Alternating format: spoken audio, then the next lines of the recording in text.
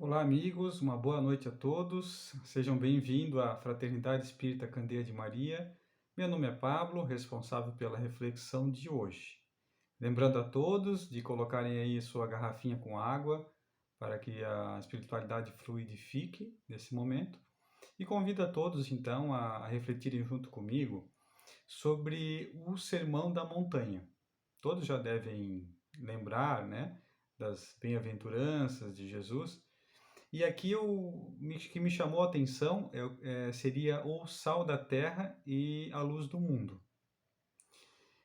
Gandhi afirmava que se perdessem todos os livros sacros da humanidade e se só se salvasse o Sermão da Montanha, nada estaria perdido.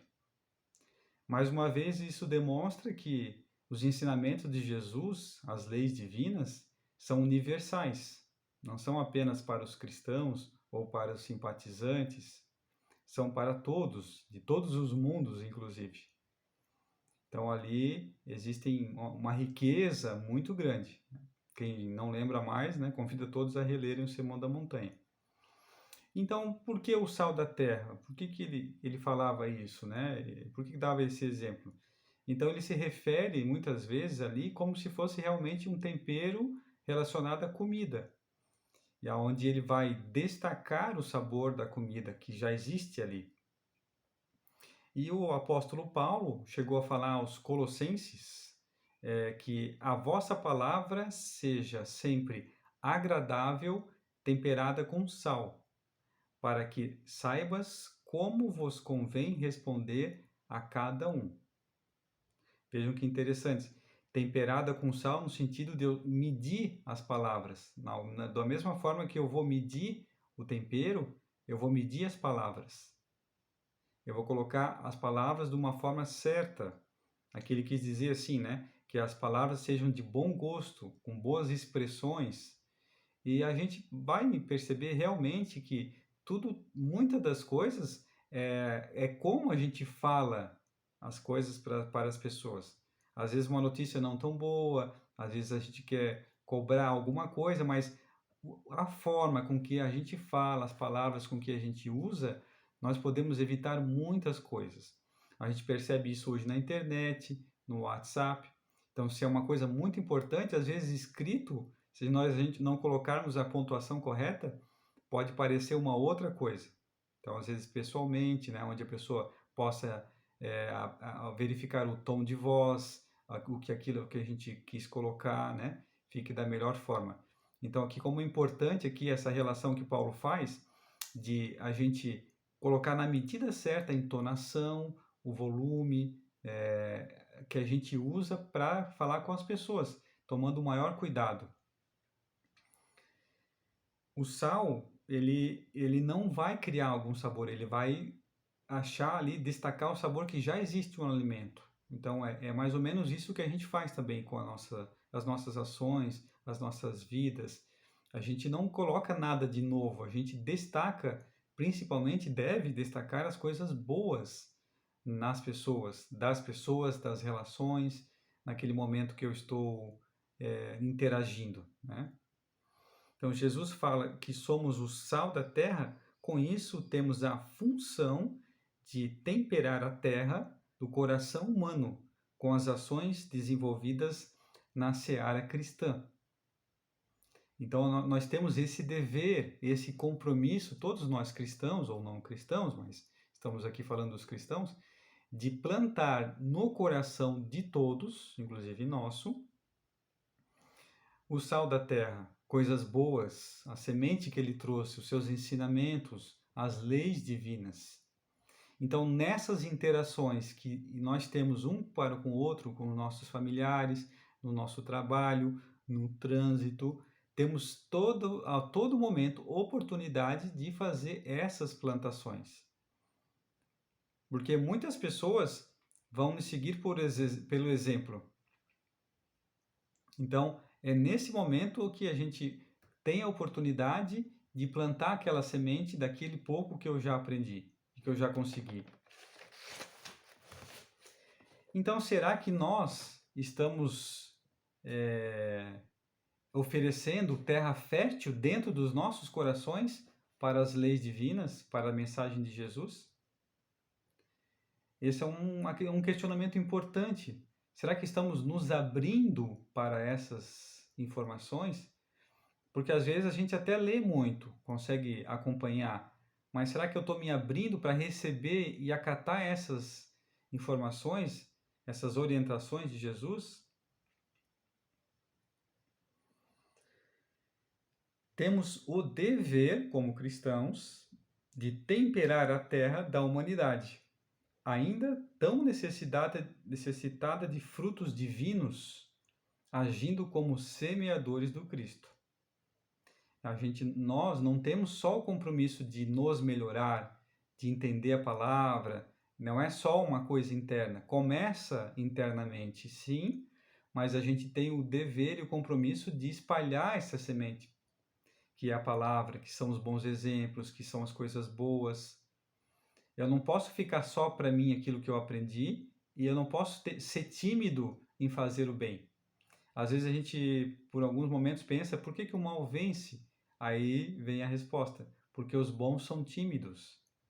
A gente tem medo de falar a verdade, de colocar a verdade, de ser julgado talvez, de ser repreendido, mas são oportunidades que nós temos para mostrar a forma certa.